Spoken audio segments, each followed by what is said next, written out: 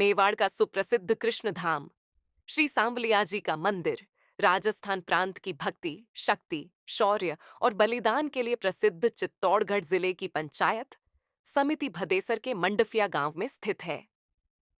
यहाँ वर्ष भर देश के विभिन्न भागों से श्रद्धालु दर्शन के लिए आते रहते हैं।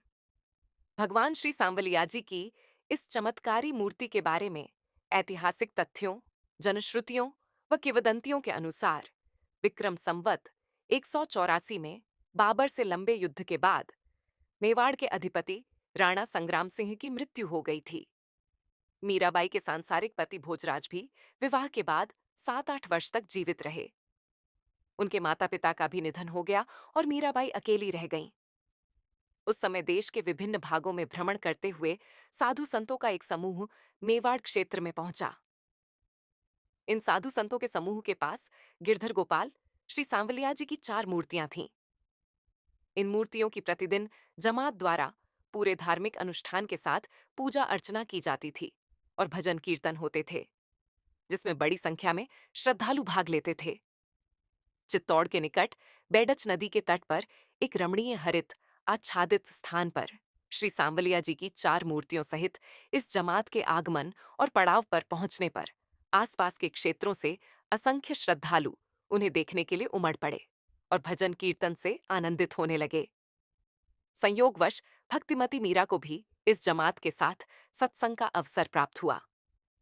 जमात में श्री सांवलिया जी की 4 मूर्तियों में से एक ने मीरा का मन मोह लिया।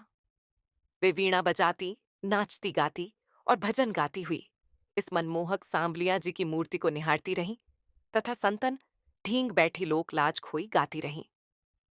चलते चलते वे वृंदावन चली गईं, जबकि एक अन्य मान्यता के अनुसार वे द्वारका, गुजरात गईं, जहां भक्ति रस की धारा प्रवाहित करती हुई वे भगवान श्री द्वारकाधीश में विलीन हो गईं।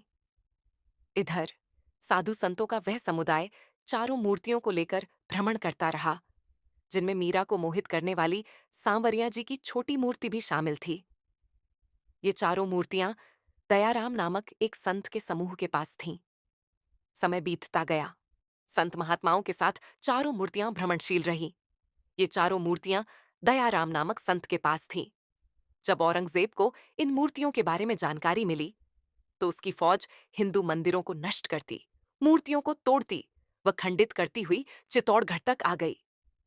मूर्तियों की रक्षा के लिए संत दयाराम और उनके शिष्यों ने औरंगजेब की मुगल सेना को पास आता देखकर प्रभु प्रेरणा से दयाराम जी ने भादसोड़ा के निकट बागुंडदाच गौव के समीप एक वट वृक्ष के नीचे 10-15 फीट गहरा खड्डा खोदकर 4 मूर्तियों को उसमें छिपा दिया और मिट्टी से आपूरित कर उस स्थान पर संतजन भजन कीर्तन करने में लग गए। मुगल सेना आई, किंतु मूर्तियों का पता नहीं चल पाया और वह आगे बढ़ गई। मूर्तियों को सुरक्षित मान संतजन वहीं पड़ाव डाल कार भजन कीर्तन करता रहे। आगे चलकर महंत का देहावसान हो गया।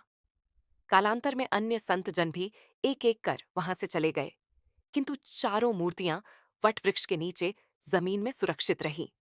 जनश्रुतियों और किंवदंतियों के अनुसार मंडफिया ग्राम के वासी भोलाराम गुर्जर नाम के एक ग्वाले को लगभग 250 वर्ष पूर्व स्वप्न आया कि बागुंड गांव के छापर में स्थित वट वृक्ष के नीचे 4 मूर्तियां जमीन में दबी हुई हैं।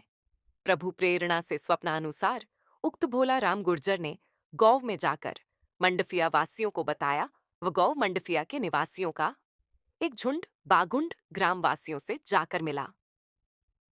भोलीराम गुर्जर को आइए स्वप्न के बारे में बताया तो ग्राम मंडाफिया भादसोड़ा के मौतवीर लोग भी उक्त स्थान पर पहुंचे। तीनों गांव के लोगों की सहायता से उक्त स्थान की खुदाई की और जमीन के 10 से 15 फीट नीचे 4 मूर्तियां निकली, तो उपस्थित जनसमूह आश्चर्यचकित रह गए। स्वप्न साकार हो उठा। उपस्थित जनसमूह श्री सांवलिया जी की जय जयकार करने लगे। इन 4 मूर्तियों में से एक मूर्ति गड्ढा खोदते समय खंडित हो गई, जिसे उसी गड्ढे में पधरा दी गई, जबकि शेष तीनों मूर्तियों को उस प्राकट्य स्थल से बाहर निकाला गया। परस्पर विचार विमर्श कर इन 3 मूर्तियों में से एक मूर्ति प्राकट्य स्थल बाघुंड एवं दूसरी मूर्ति ग्राम भादसोड़ा में और तीसरी मनोहारी मूर्ति को ग्राम मंडफिया के वासी बड़ी धूम धाम के साथ एवं श्री सांवलिया सेठ की जय जयकार करते हुए मंडफिया लेकर आए। भक्त भोलाराम गुर्जर के घर में स्थित परेंडे में अस्थायी तौर पर श्री सांवलिया जी की मूर्ति रखवा दी गई। ग्राम मंडफिया में श्री सांवलिया जी की वही मूर्ति है जिसने भक्तिमती मीरा का मन मोह लिया और जिसे अपलक निहारती भाव विभोर होकर नाचती, गाती, भजन कीर्तन किया करती थी। विक्रम संवत की 16वीं शताब्दी के उत्तरार्ध में भक्तिमती मीरा को मोहित कर लेने वाली इस सांवलिया जी की मूर्ति के चमत्कारों की गाथा धीरे धीरे मंडफिया क्षेत्र की सीमा पार कर दूर दूर तक फैलने लगी और श्रद्धालुओं का दर्शनार्थ आवागमन उत्तरोत्तर बढ़ता ही गया। जन जन में इसे एक चमत्कारी मूर्ति के रूप में स्वीकारा जाने लगा। दिन ब दिन प्रभु श्री सांवलिया जी के दर्शनार्थ श्रद्धालुओं का आवागमन उत्तरोत्तर बढ़ जाने से ग्राम मंडफिया में भोलाराम के मकान के पास एक कुई के समीप कच्चा मंदिर बनाकर शुभ मुहूर्त में स्थापित की गई। माह कृष्ण पक्ष की चतुर्दशी को श्री सांवलिया सेठ का भंडार दान पेटी खोला जाता है तथा हर माह अमावस्या को महाप्रसाद का आयोजन किया जाता है। सांवलिया जी के भंडार से प्राप्त आय की राशि न केवल मंदिर निर्माण एवं धार्मिक कार्यों पर खर्च की जाती है, अपितु इस आय का एक बड़ा भाग जन कल्याण के कार्यों जैसे मंदिर निर्माण, संपर्क सड़कें, पेयजल, रोशनी, 16 संबद्ध गांवों में विद्यालय भवन आदि पर खर्च होता है।